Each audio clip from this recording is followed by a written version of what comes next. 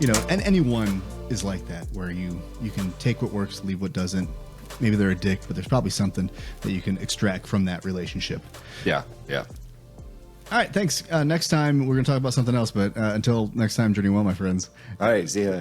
Wouldn't that be great? Like we're TikToking podcasts now, where it's like super. That's not a bad idea. It's just like, yeah, Gary V's a dick. Yeah, Catch 15, next time. 15 seconds. Well, that's not what we're going to do today, actually, on My Modern Myth with Adam and Eric. That's Adam. I'm not even going to point at you anymore because you're on this side during recording.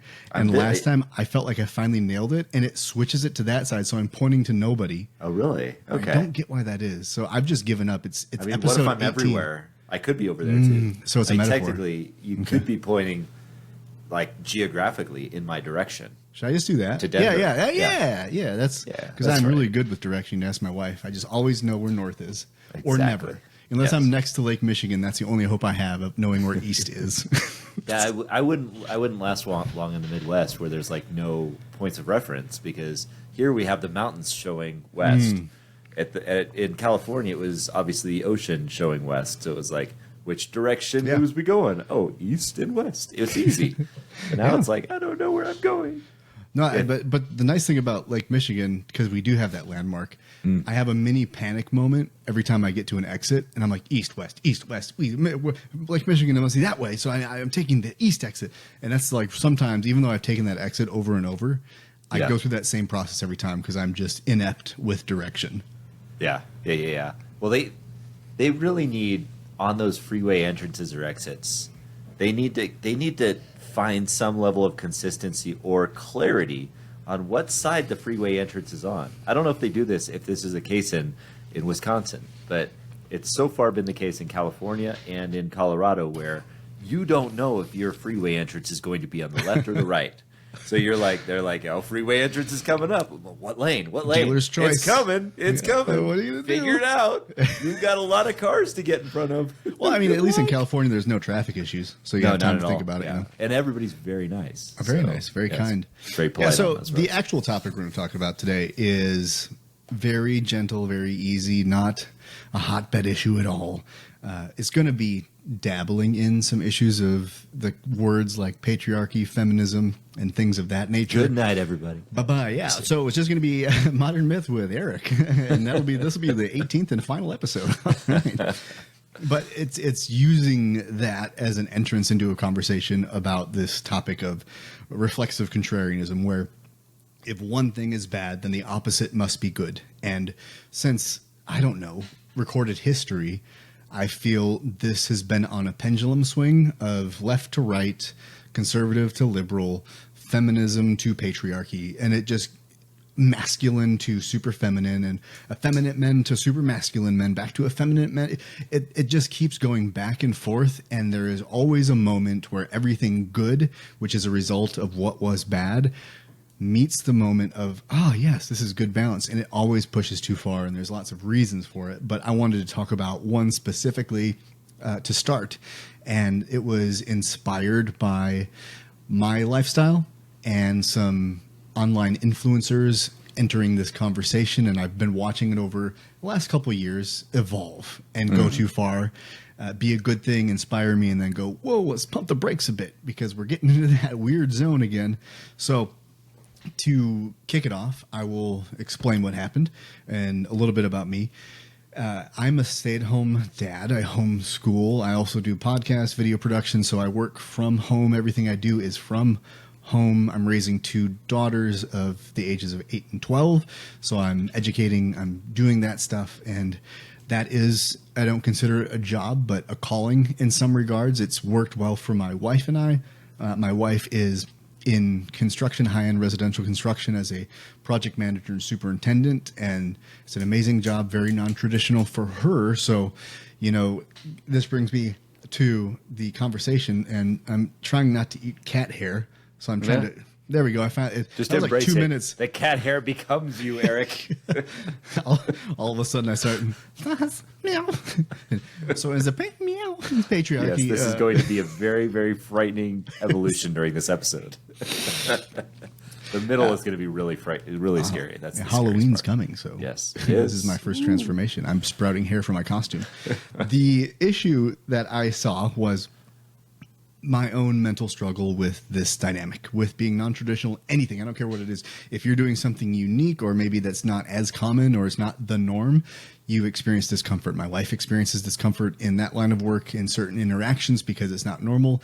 In our home, when someone comes to repair something in the past, or, a contractor comes to redo electrical or whatever, they would usually talk to me, and my wife would answer, and they would slowly pivot to her. And there's that feeling of, oh, I feel really cringy inside because I'm supposed to be a man, right? And, well, what is a man? The man runs the house. He's the leader in this way, and he builds and fixes. And I can do some of that stuff. I just don't care for it. I like to make music. I like to act. I like to be silly. I like to sit with deep emotion and have conversation. I like to fight in jiu-jitsu. I like to lift weights. And there's all these things that are masculine and feminine in me, because it's not about sex. It's about energy, about assertion versus compassion. It's about drive versus patience. We have all of these dynamics, and it even, like I said before, biblically, it was the men of the tent and men of the field. So there's people who are more intellectual, and there's people who are more physical, and we're all on the spectrum. But we do tend to lean as a gender maybe towards one way or the other. And so whenever you step out of line, it's kind of weird. And so I've been struggling with that, I have my podcast, I have my nonprofit, but then I'm still a stay-at-home dad, and I feel lonely sometimes because there's not a lot of guys in my vicinity that I've seen that are doing what I'm doing. But I have conversations of, oh, you're doing that? We're thinking about that for our kid. Can you tell us what you do for homeschooling? And it enters great conversation that way. But it's still awkward for me. And I see Gary Vee, online, and he was saying how 95%, and it's anecdotal, it's not like a scientific study, it's just in his life he can name 33 people who have a family dynamic where it's a stay-at-home mom, and 5%, or like whatever, one or two of those is a stay-at-home dad who's homeschooling their children. Again, it's stay-at-home parent. And he thinks it should be more like 50 to 50, like 50-50 even. And, I disagree with that. I don't think it's ever going to be a 50-50 split on anything. Right. But I understand it's the unevenness, like that there should be more men, because, as he said, some men are more driven in the EQ, emotional intelligence, and can have those conversations with their kids. And that's a good thing. And sometimes it's the women. But what he said that I really resonated with was, it's not about gender.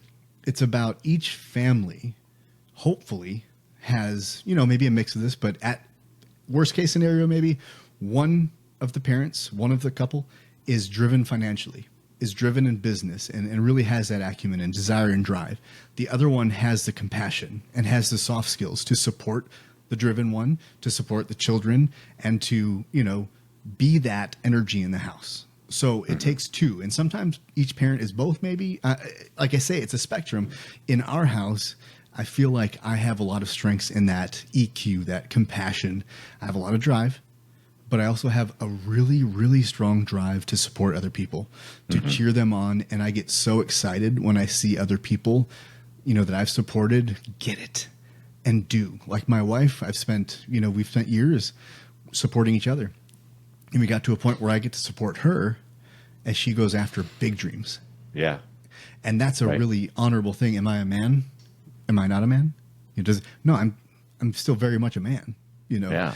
But the opposite part of this conversation that really bothered me was the people speaking out against him and saying how he's 100% wrong. Now, I'm not a Gary Vee fan. I really don't have social media influencers that I'm like, they're my guru or anything. I listen to what people say, and I try to extract meaning or understand what I believe about it. And so that statement I took at face value, and I was like, no, I get that, with a couple of tweaks. I that resonates. But then the other group of really masculine men that would look at me as basically a bitch, were saying, no, that is 100% wrong. There's no such thing as a female alpha. I don't get into the alpha beta wolf conversation about our humanness, because that has gone too far too. Like, we can learn how to be in a relationship based on a wolf pack, but there's no alpha. Like, let's get over it. It's just anybody that wants to like stick in that relationship as like the alpha when there's no need for it. It's like, dude, we're just like watching the game here. We don't need you don't need to like take the. You want to take the big seat? Go ahead. I don't. Whatever. Okay, but it's just whatever. Okay. Yeah. It's not whether it's a man or a woman. The whole alpha thing. I'm like, can we just be co-humans and lean into our strengths? I don't know. We're just talking about the idea of like having our chairs way up. So oh look, I'm taller now. Oh, damn it! My chair doesn't go up. I'm stuck here. I can't. I'm not upwardly mobile. Right. Too bad he can't move that camera up at all. Oh shoot! I gave him that idea. Oh yeah. Damn your privilege in your chair. My immobile chair. Your privilege is showing in your chair. Well, okay, but funny enough, all that conversation leads to, okay, if you were talking about alpha, if you're going to talk about business, finances, accounting, and all of the logistical parts of scheduling anything, I am not an alpha. Mm-hmm. But if my wife and I are somewhere and someone comes up to us in the streets and tries to rob us, I am the alpha. Mm-hmm. I stand up in that moment. If there's someone to be supported, if my children are having a tough time, am I the den mother? Am I the alpha? Like, no, I'm the compassionate caregiver. And I think and we'll get into this in a different episode with the Mount Rushmore of masculinity. A lot of the heroes that are men in movies, archetypally, are very wise, very patient, and very calm.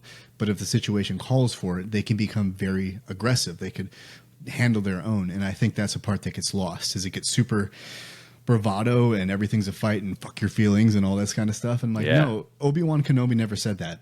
Right. Yeah. So he should have. We should. That would be. Should we make that movie? He's just realistic. He's just sitting there. He's just sitting there with Luke.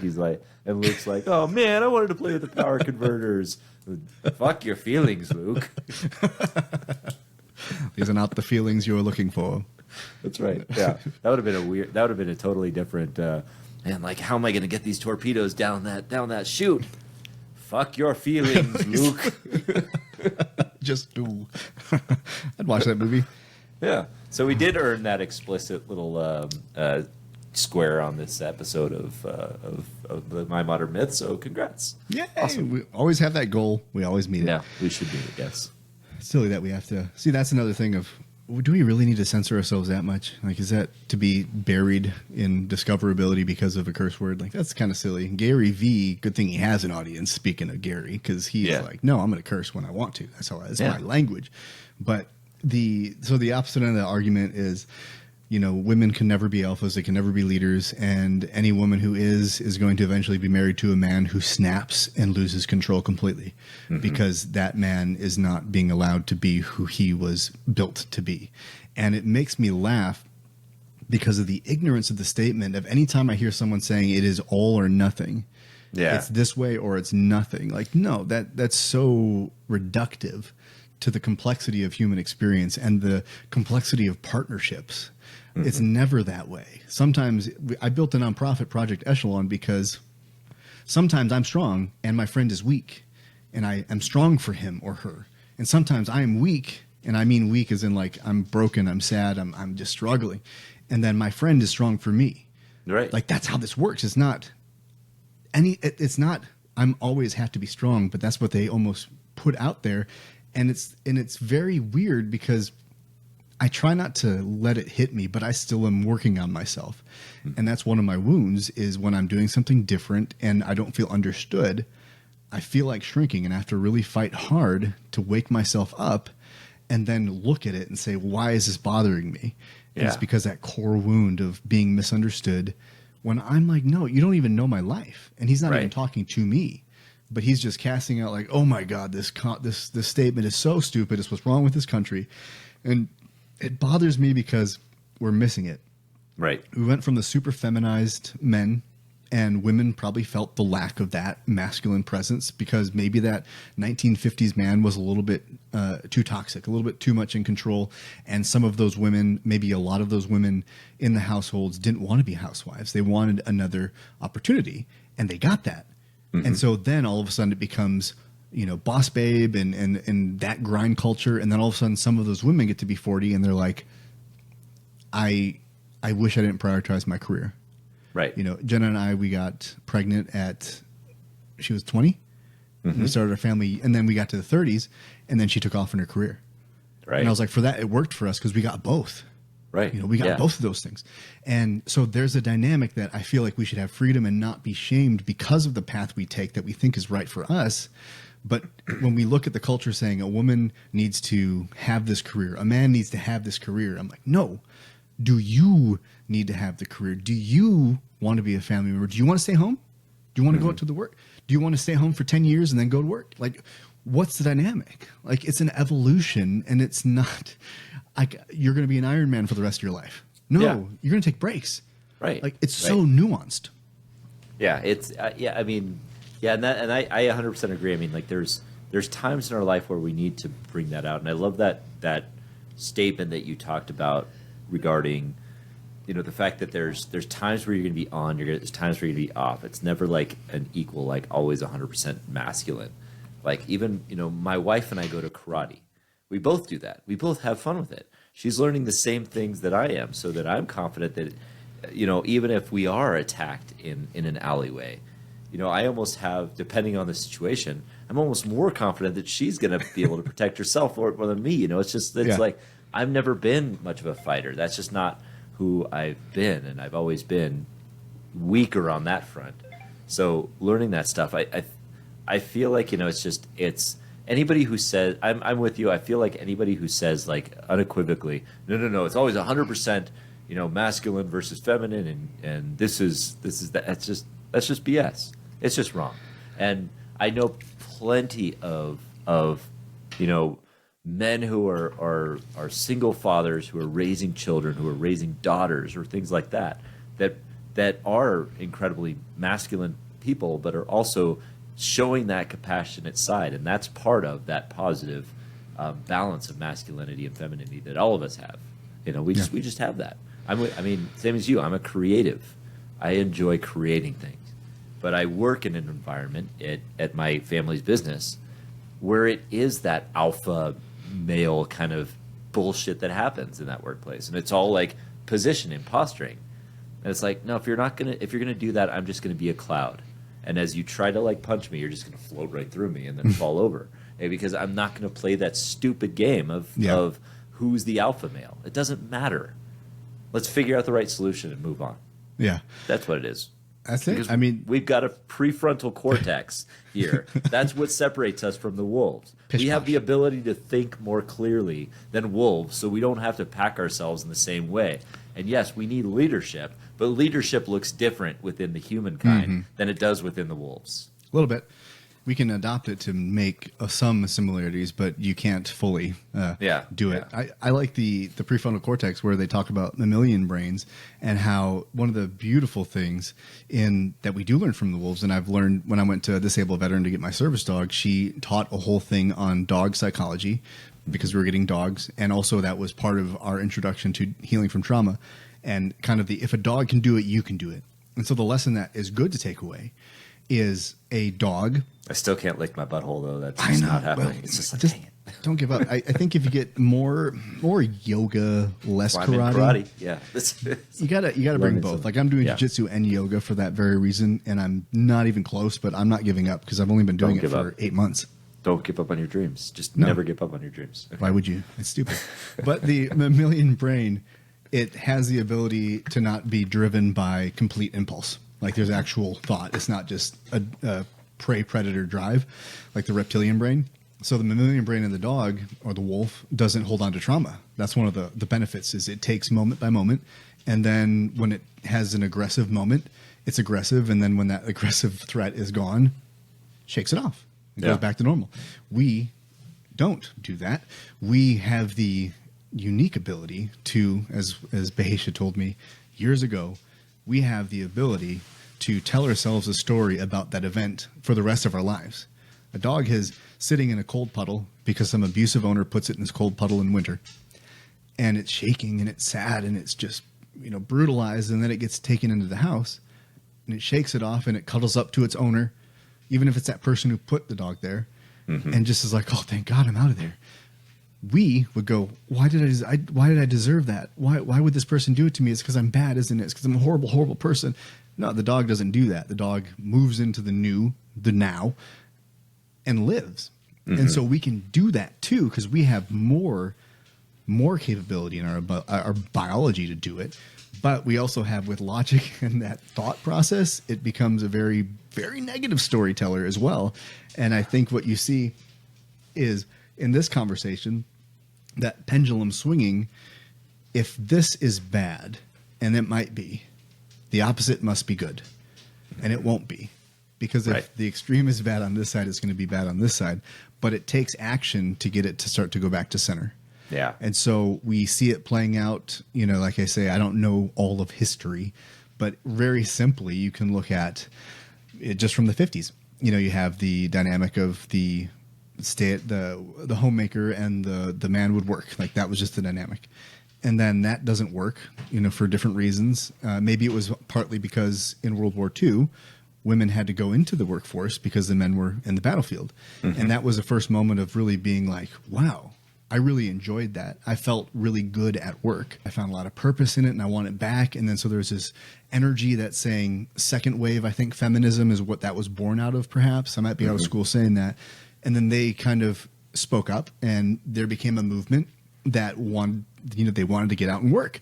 And that caused men to have to sacrifice a bit or to soften. And then it became this 1960s, 70s hippie movement where the men started to get more in touch with feminine energy. And that worked for a while, didn't it? Until it got to, you know, the 80s and 90s where it was sort of not soft, but it firmed up a bit, I guess. And then it kind of has been getting back to more of the masculine man. And it's not the 1950s man. It's the primal. It's the, you know, stay hard motherfucker. It's the king energy. And I bought into that a bit. But now I'm like, it's just a weird thing. Hey, what's up, king? I'm like, I'm not a king, dude. If everyone's a king, it takes all the special meaning out of the word king, first of all. Right. Yeah. You know, but it's just this energy where it's good, right? Like I'm reclaiming my masculinity because we gave it up. You know, we sacrificed it. I'm like, not entirely true, but I understand the murmurings, the discomfort of that. And we just want to feel what it is we just want to feel like who we are is welcome so I can express that fullness to you. But it always leads to love. It doesn't lead to dominance. If we get into a place where we start fighting really hard and we're dominating, that's not a place of love.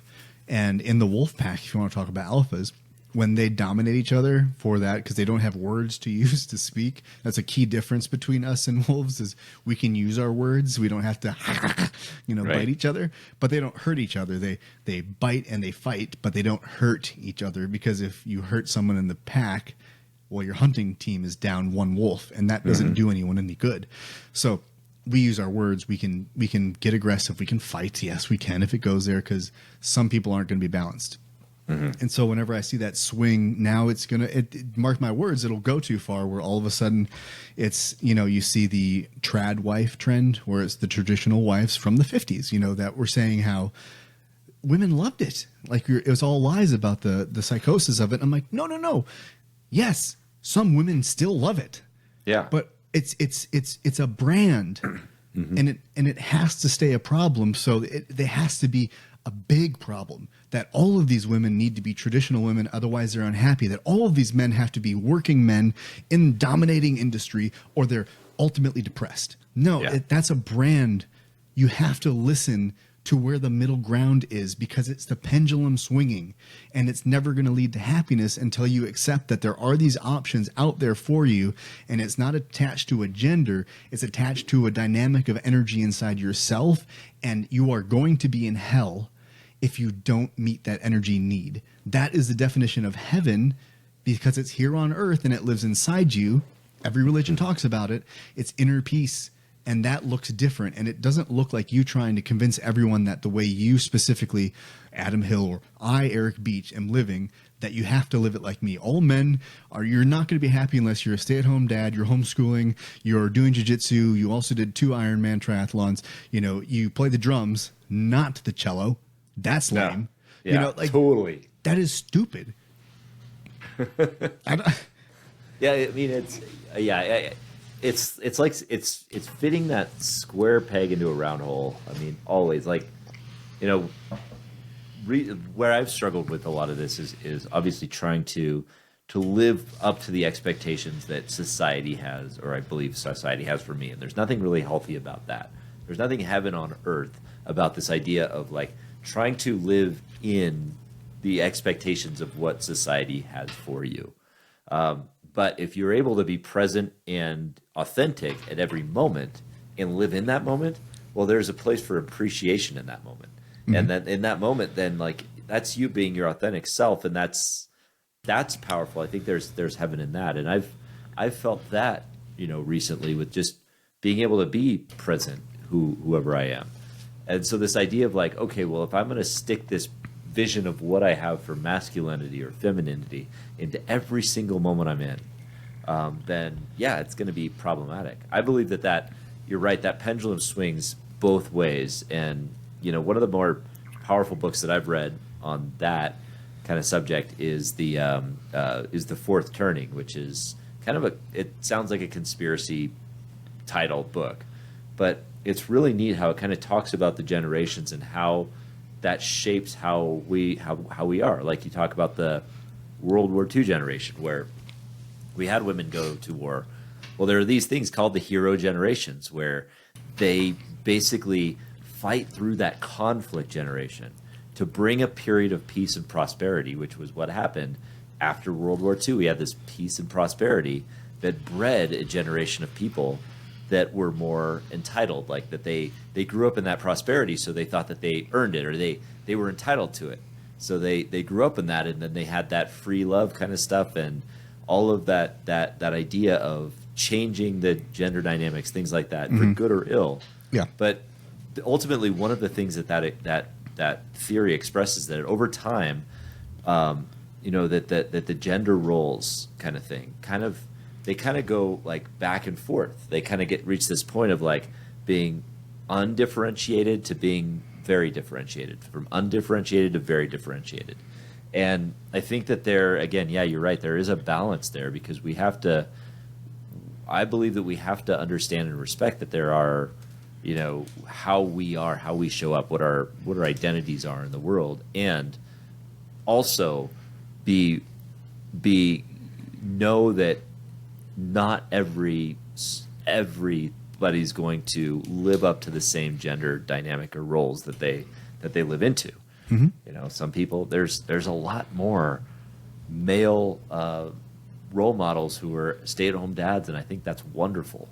Yourself included, that are doing wonderful things in this world. And that makes sense. And if I wasn't living up to that standard, or wasn't living up to the standard of trying to do what I think society expects of me, I would find that ideal and wanting to do the very same thing.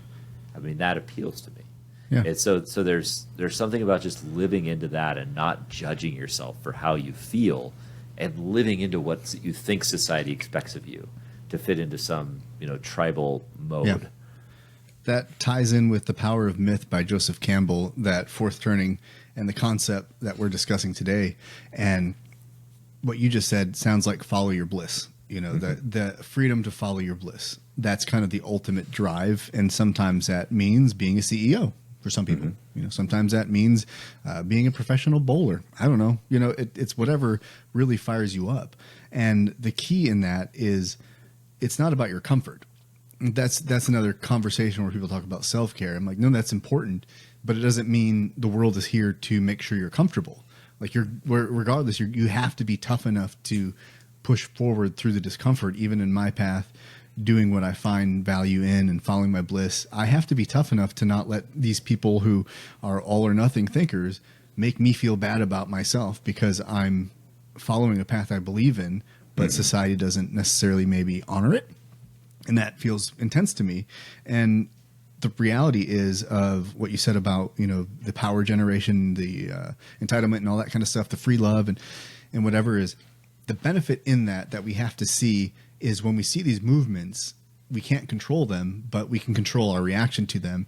And seeing them is showing us what is possible. David Goggins shows us what's possible if we were to just unlock our mind and go all in.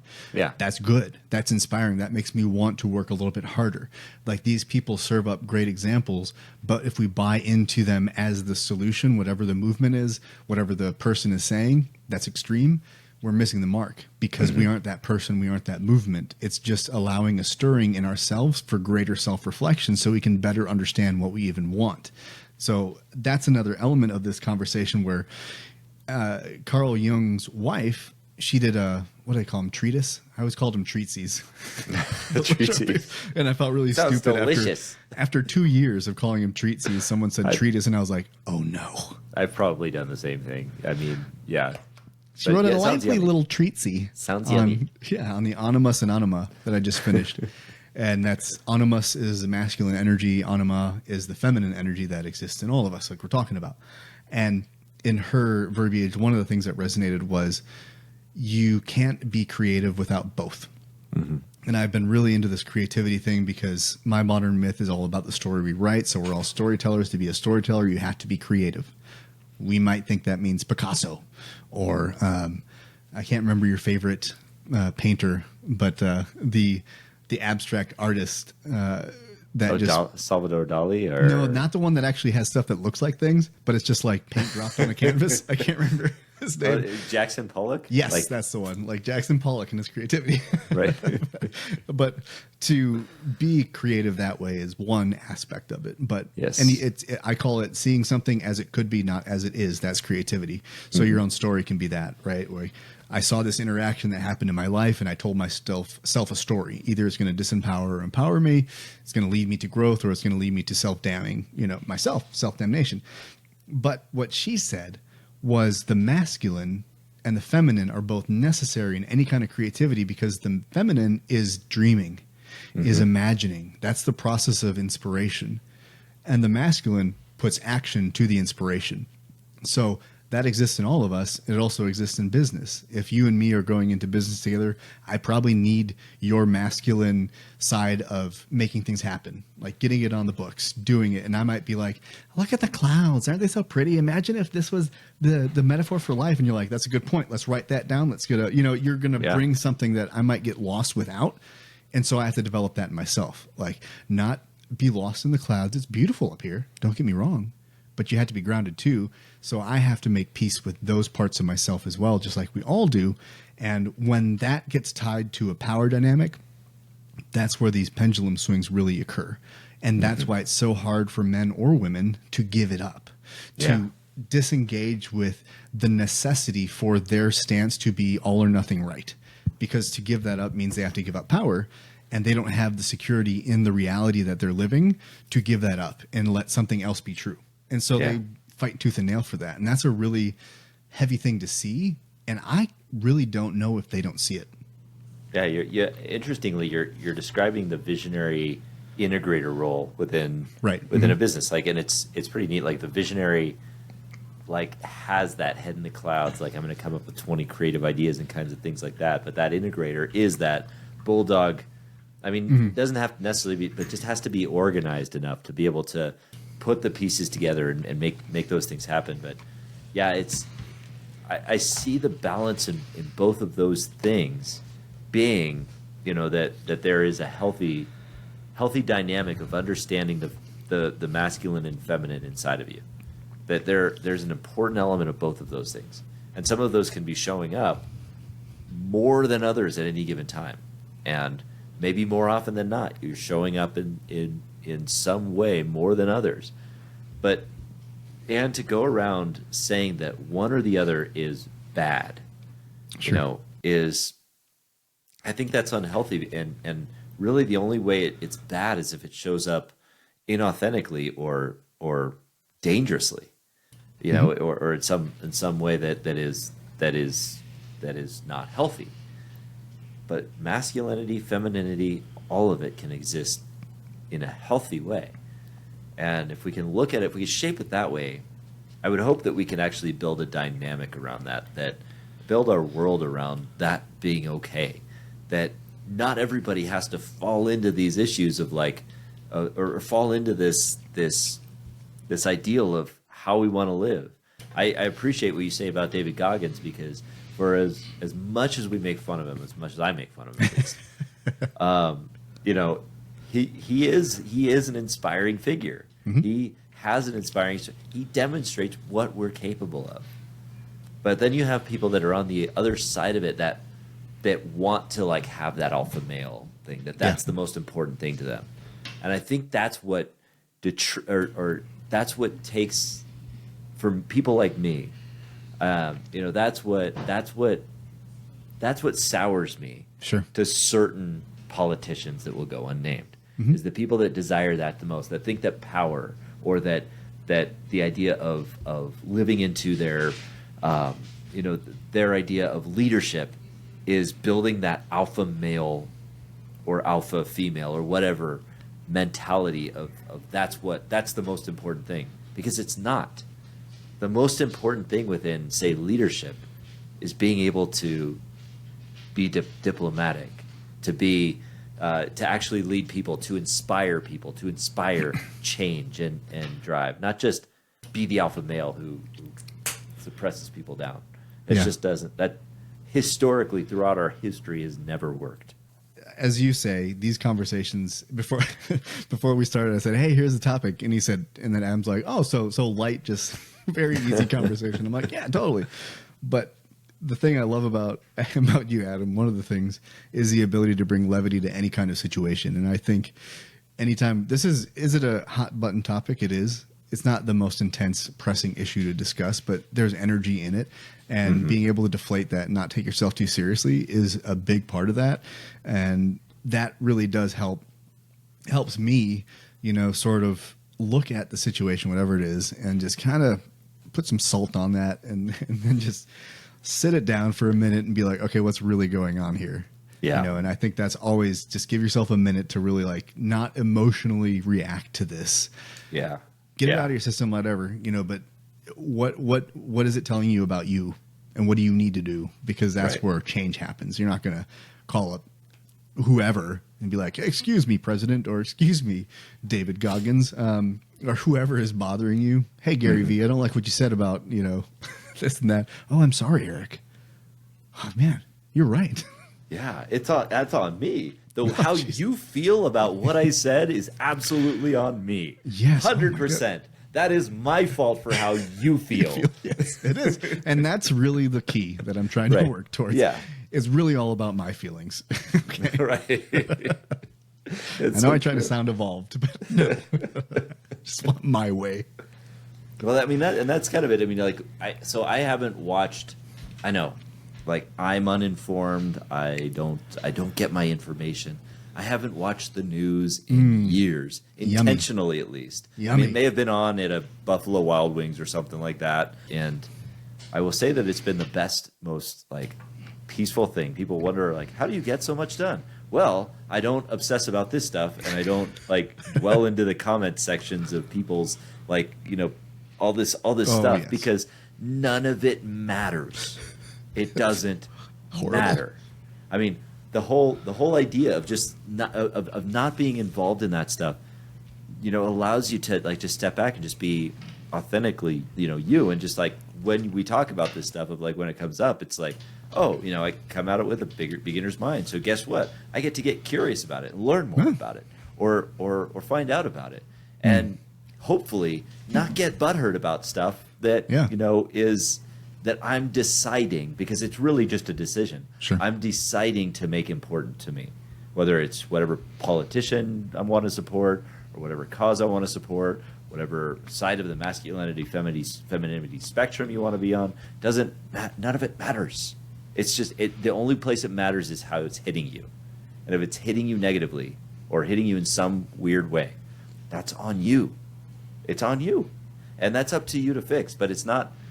When people speak up and talk about their feelings or opinions on something or things like that, it is, I mean, it's ultimately just it's the things we work through, because I recognize too that when something hits me, I take it personally, and I say that person shouldn't have said that. Shame on that person. Shame on that. And that still happens a lot to me. And when that happens, I just, you know, I have to realize, and I do this very poorly, but I have to realize it's on me for feeling that way about the thing that's hitting me. That's not, you know, that has nothing to do with me necessarily.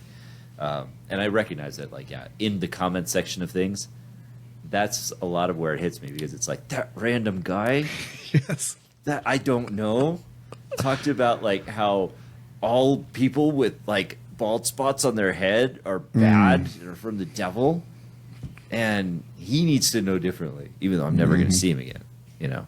Or maybe never see him in real life. Yeah. He's not even a real person. He's not. Yeah. Because it's never people with like 10,000 followers and No, are notable yeah. people. It's always like they have no followers and they have no real profile picture, and they have no posts. Yeah, that's the weird thing about social media. I mean, I just got a personal message today that said it said that this guy was really like, "Hey Adam, I've always admired your work in real estate." Oh, I'm like, "Oh, so well, I've got to say, I'm pretty proud of my purchase of my primary residence, which is." do I not? I thought I knew you, but apparently I missed the whole Right, part of your life. Yeah, this whole thing, yeah. But no, I don't know. Are you a mogul? Yeah. No, I think one thing that you hit on is the comment sections, yes, but you know, you can just like the news. It's the same thing. If you want to go deep, and you can waste your entire life in the comment section. You can waste your entire life in the news cycle. And the reason that the news cycle is changed so much to me, and why I don't watch it, is how much news do you need? How informed do you need to be? And in the past, how informed were we? And oddly enough, I watched Anchorman 2, and they kind of play on this idea of the global news network, you know, where it's 24/7 news and how that came to be. And it makes sense because it's tongue in cheek, but it's also not that far off. Right. Of, we don't care if it's true. We just have to be first. We have to get it on the air and get the viewership. And so now we are a business. We are serving a consumer. It's like you change your story and you lose your consumer. And if you lose your consumer, you lose your business. So we are loyal to the consumer, not the truth. And I don't want to go to that buffet. You know, Yeah. I don't need to eat that. And I ate it, you know, and it's just like, man, good thing I'm watching the true news this channel, even though the opposite story is being on this channel. Like, idiots would have watched that channel. Good thing I was born in this country with this religion, because it's the correct one and everybody else is burning in hell. You know, like, no. Is the information you're getting challenging you to grow and think critically? Is it challenging you to be a better person, whether it's a religion or a political belief? How is it allowing you to be a healthier, happier, more informed person? Yeah. Or is it reinforcing negative beliefs you have about any given person or situation? Because I've heard too many people just berate things instead of try to actually understand. And your statement to me about curiosity is the antidote for confusion has resonated for a long time, because I realize that every time I get confused now is I'm like, oh, what clarity do I need? But I also realize that curiosity, like you say, is the how do I want to say it? Conversation is prerequisite. The prerequisite for conversation is curiosity, and certainty is the death of conversation. So if you're certain there's no curiosity, you're not going to have any conversation. It's going to be preachy and it's going to be a fight. Yeah. If you have curiosity, we can actually have a conversation, whether we believe the same thing or not. It doesn't matter. We're going to be curious about, well, what's your opinion on this? And then I'm going to be curious about why I disagree or agree with it, or what it makes me feel. I'm going to be curious about that feeling. Like, why the hell did that piss me off so much? Why did some random person in the comment section telling me I'm fat when I'm not bother me so much? And ultimately it's because, well, they hit on a nerve that I fear is true, because if I didn't believe it to be true in some regards, that wouldn't bother me. I don't know. I hope these conversations help you think in a different way, because one of the reasons that Adam and I wanted to do this show was because we always had these weekly conversations, and it was always curiosity. It makes you think. And there was a life-giving aspect to thinking critically, and having the freedom to do it, the freedom to, you know, wrestle with these ideas. I'm sure you can all relate to that, where if you talk to someone and you're maybe not certain about a topic, but you have an opinion or a feeling, and then it's immediately shut down. That's stupid. That's ridiculous. And the other person's really convincing. They're very versed in the issue. And then you feel very small, you feel angry, you feel whatever, because all you wanted to do ultimately was feel seen and heard, feel part of and valued. And that person took that away from you. And then you didn't have an answer. You didn't have a way to stand up for yourself or fight for yourself. And it's not about fighting, but it is about feeling security and confidence in yourself. And if you have that, you can't get shaken in an environment. So these conversations are a way that we do that. And to me, that's very masculine. And it's feminine. And it's all of those things. And it's just different terms for different things. And you say one term and someone gets really worked up. That can't be the answer. That is too much power to one given word, because everyone says the same word, but it means something different to them. And if we can't ever get curious enough to understand the other person and what they believe about it, and they do the same for us, the pendulum swings back and forth. And it's people like you and me that are the only ones that can change it, because it's not going to change unless individually over the next 100 to 500 years, we all start to realize that, and we all start to slow down, disconnect from the feed of the news to tell us the truth, so we don't have to think of it for ourselves and understand what we believe about it, and then bring that uniqueness to the workforce, to the relationships we're in, because that's the sweet stuff. When you get to understand who you are and you bring that to the world, that's when things change. That's when your world changes. And as long as your world is leading to hope, compassion, appreciation, confidence, love, it's going to be a good life. You're going to write a good story. We're not guaranteed to the outcome, but we are guaranteed of that we can work the rest of our lives to write that story and make it the most empowered one possible. So until next time, keep writing and journey well, my friends. And as always, bye. Peace. My mouse is dead. No.